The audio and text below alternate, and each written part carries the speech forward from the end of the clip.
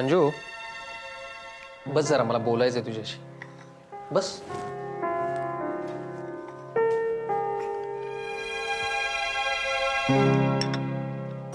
आशूचा phone होता.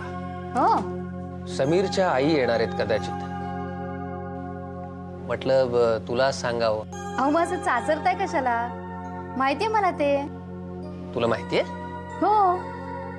तुमची बहीण पण काही कमी चाबरी नाहीये. इथनं निघतानाच ठरवून गेली होती सासूबाईंना घरी घेऊन यायचं. फक्त समीरच्या कानावर घातलेलं नव्हतं. आणि तुला सांगितलं? हो. कमाल आहे. काय आहे, तिचा मूड बरा असला ना की सांगते मला कधी कधी. तिचा मूड बरा असला की नाही, तुझा मूड बरा असला की बोलते.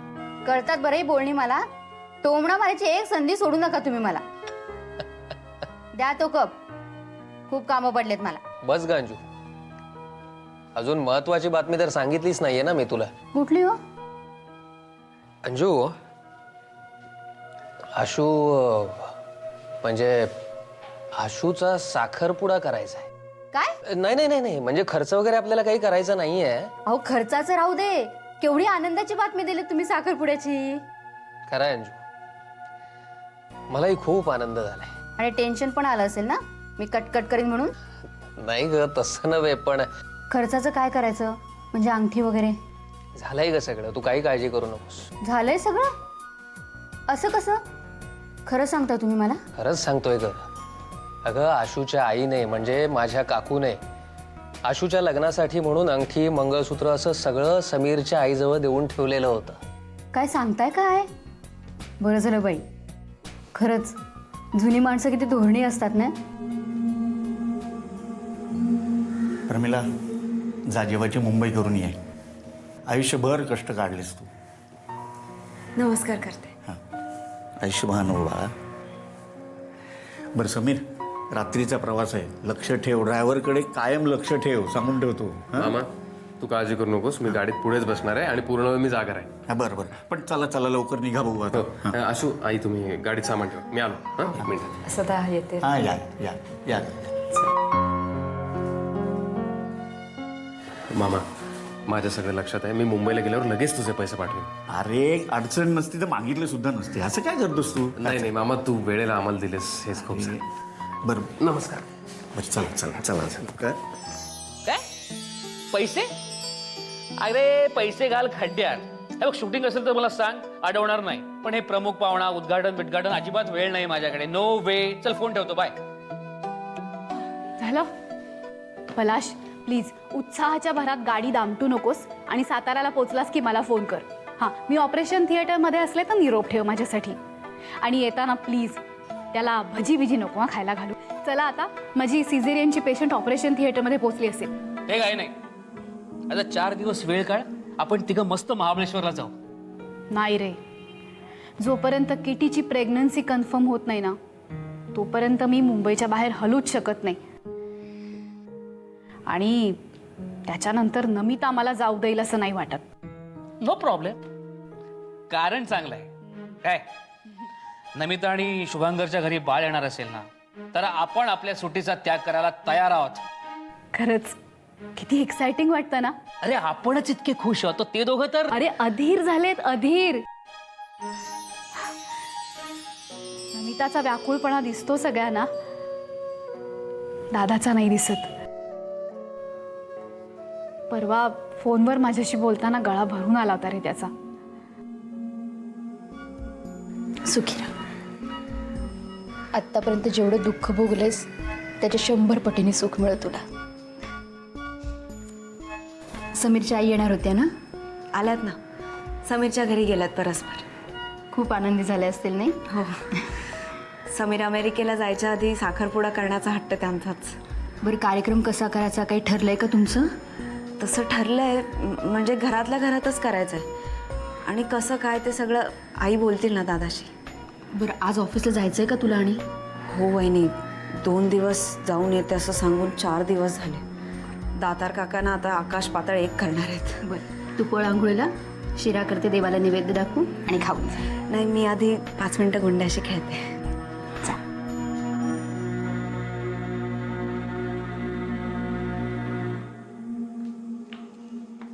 या या या या आला छान.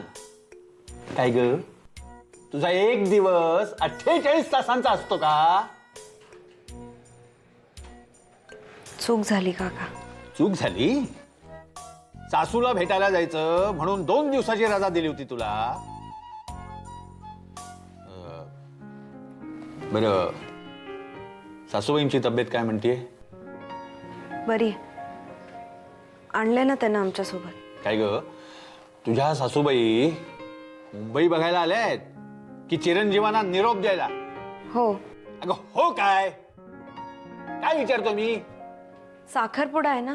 साखरपुडा कुणाचा? समीरचा. समीरचा. समीरचा साखरपुडा? म्हणजे आमच्या दोघांचा. म्हणजे आमचा साखरपुडा आहे. तुमचा? अगं काय पोरगी आहेस का तू? हे कधी सांगणार? बस खाली बस आधी. बस खाली बस.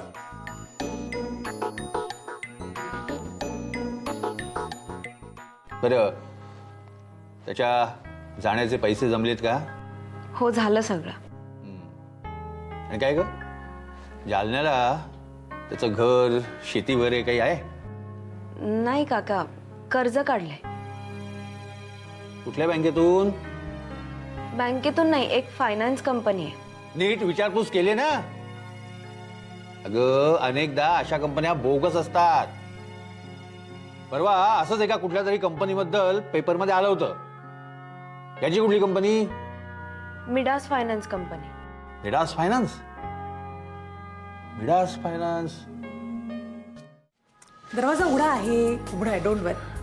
मीता अगं काय चाललंय? थांब. Okay okay. 1 2 3. अगं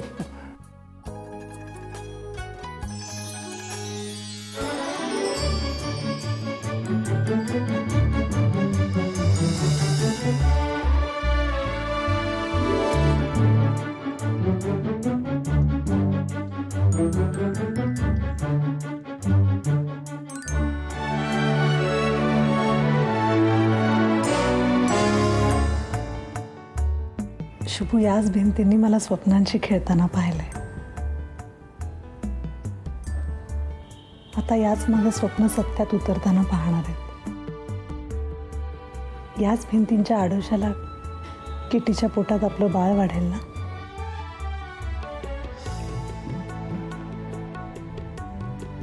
किती प्रसन्न वाटते ग इथे. छोट्या छोट्या गोष्टींचं किती कौतुक आहे तुला मीता. कौतुक नाही हे शुभू. अरे आपलं बाळ येणार आहे जन्माला. हा बघ, हा शिवाजी महाराजांचा फोटोही लावला मी रूम मध्ये. प्रेग्नंट बाईने अशा चांगल्या लोकांचे फोटो पाहिले ना की बाळही चांगलं निपजतं असं म्हणतात. काय ग पण या चांगल्या लोकात मीही आहे. ऑफकोर्स शिवू, मला आपलं बाळ तुझ्यासारखं दिसायला हवंय. मा सध्या बिझी आहेत की त्या तुझे सगळे लहानपणचे फोटो देणार आहेत मला. म्हणजे एकूण थाट आहेत किटीचे. हा किटीचे नाही, आपल्या बाळाच्या सरोगेट आईचे. मीता. हो शुभो, किटी जर आनंदात असेल ना तर तिच्या रक्तातला आवेग, तो आनंद आपल्या बाळापर्यंत पोचवू शकेल. जेव्हा आपलं बाळ माझ्या हातात येईल ना तेव्हा आपल्या बाळाला माझा आवाज, माझं मन, माझ्या इच्छा, माझा स्पर्श सगळंच काही ओळखीचं वाटेल ना. किटीला सुखात ठेवल्यानंतरच मी स्वतःला आपल्या बाळापर्यंत पोहोचवू शकते.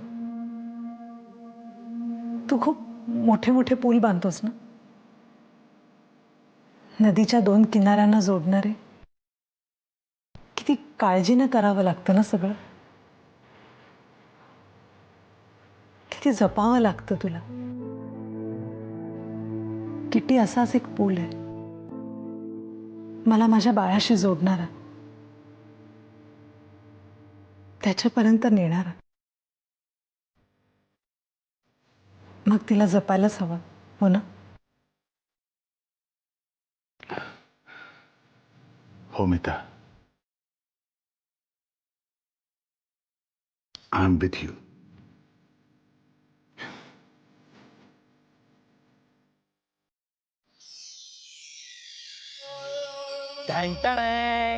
आई हे घ्या, मी तुमच्यासाठी सरबत आणलंय. नको बाई, ते बाजारात मिळणारं बाटली बंद सरबत आहे ना हे.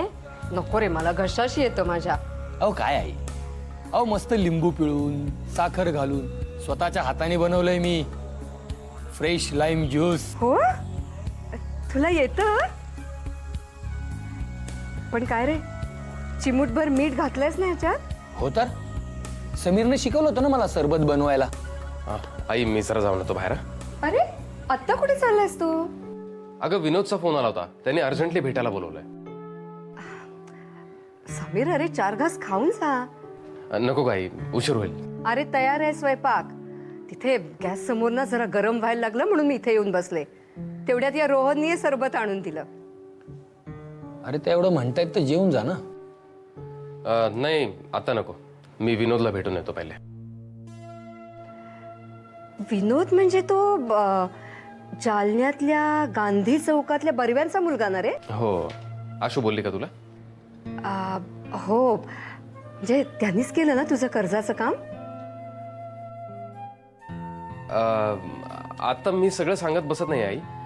मी पहिले जाऊन येतो, बघतो काय ते. हा, आलोच. काय रे, तू तरी जेवणार आहेस की नाही? म्हणजे अहो घरगुती जेवण म्हणजे आमच्यासाठी फीस्ट. आणि त्यातून आईच्या हातचं जेवण तर मी सोडणारच नाही.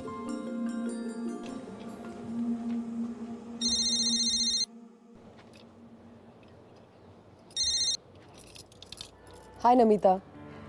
एक कुठे आहेस ग तू? बाहेर आहे का हो?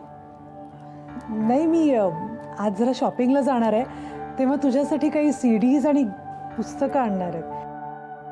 इफ यू डोंट माइंड, मी संध्याकाळी घरी आले तर चालेल? या ना, काहीच प्रॉब्लेम नाही. नाही, गेल्या वेळेला न कळवता आले होते तेव्हा तुझा गोंधळ उडाला होता म्हणून विचारलं. गोंधळ वगैरे काही नाही, पण आपलं एक प्लॅनिंग ठरलेलं असतं ना कामाचं, ते थोडं डिस्टर्ब होतं. म्हणून त्या दिवशी म्हणाले की फोन करून येत जा. आय नो, म्हणूनच तर यावेळेला फोन केला. चालेल ना? You are always welcome Namita. Thank you. मी येईन संध्याकाळी. ठेव फोन. एक मिनिट. बोल ना. माझं बोलणं तुम्हाला कधी कधी खूप रूढ वाटत असेल ना, पण माझ्या मनात तसं काही नसतं. हे बघा, मला तुमचं मन कळतं. तुमच्या आयुष्यातली खूप महत्वाची गोष्ट माझ्याकडे, त्यामुळे तुमचं लक्ष सतत माझ्याकडे लागलेलं असतं हे मला कळतं. That's so sweet of you Kitty. मी तुमच्या बाजूने विचार करू शकते, फक्त मला माझे इमोशन्स एक्झिक्यूट करता येत नाही. हा प्रॉब्लेम आहे माझा. That's okay kitty. संध्याकाळी भेटल्यावर बोलूया. ओके? नक्की, मी वाट पाहते. आणि हो, आता जास्त वेळ उन्हात फिरू नकोस हा. आणि दगदग तर अजिबात करायची नाही. लवकर घरी जा. ओके? ठेवू? बाय. See you. बाय. ये नहीं सुधरेगी बॉस. माझी काळजी करण्याचा किडा चावला हिला.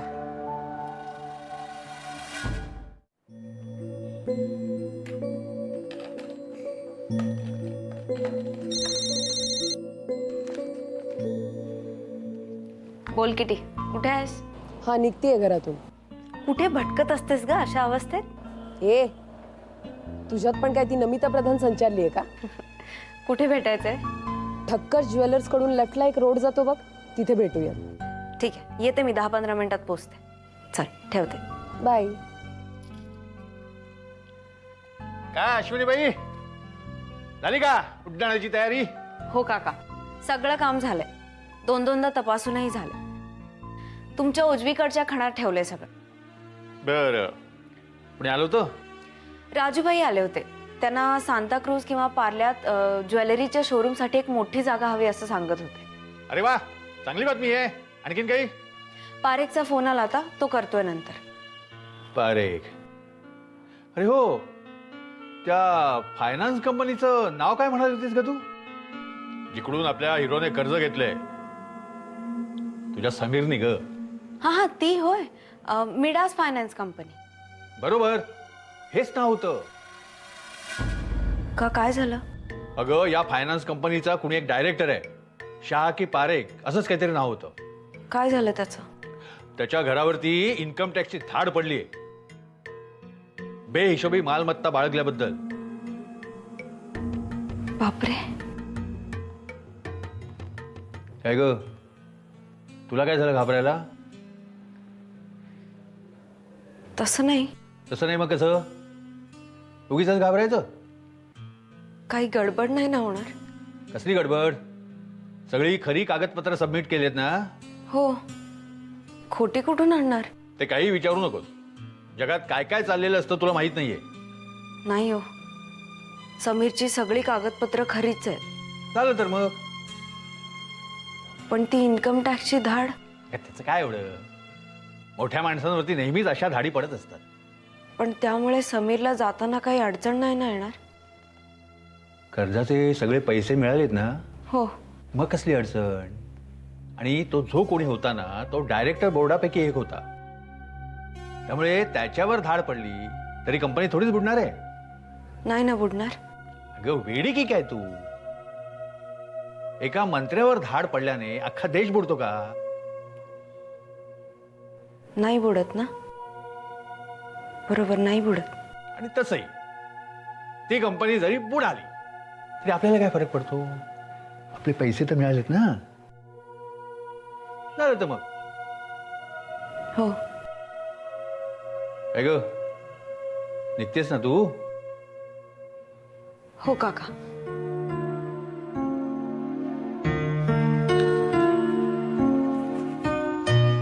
येते. ये.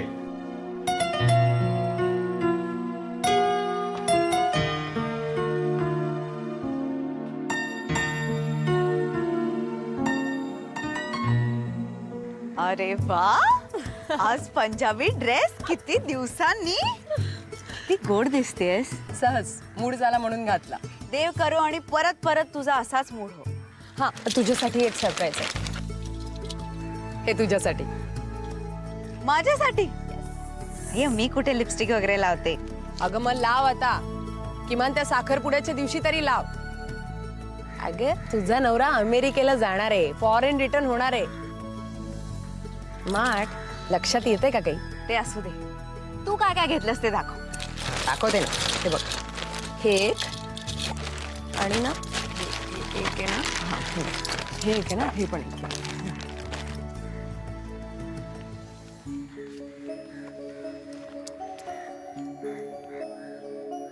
गर्भसंस्कार? किती किती हे तू घेतलंस गर्भसंस्कार? हो हो, आवर स्वतःला. मी वेगळ्याच दुकानात गेले होते वेगळं काहीतरी घ्यायला, तेव्हा हे दिसलं, म्हटलं घ्यावं, बघावं काय लफडं आहे ते. हो का? काही गडबड सुरू झाली का? शडाप. ते डॉक्टर मीरा पुरंदरे ठरवलं. किट्या, तुला काही आवळे चिंचा खावंसं वाटलं तर मला नक्की सांगा. कसली टिपिकल आहेस ग तू. ही काय कौतुकाची प्रेग्नन्सी आहे का? कौतुकाची नसली तरी व्हायचं ते होणारच आहे ना. एनिवे, आता इथेच उभं राहायचंय की निघायचंय? का घाई आहे का आपल्याला? म्हणजे काय, आज हर हायनेस नमिता प्रधान येणार आहेत. अरे वा, का सहज? नाही नाही, तिने माझ्यासाठी पुस्तके घेतली. बघूया आता ती मला कुठल्या अभ्यासाला लावणार आहे ते.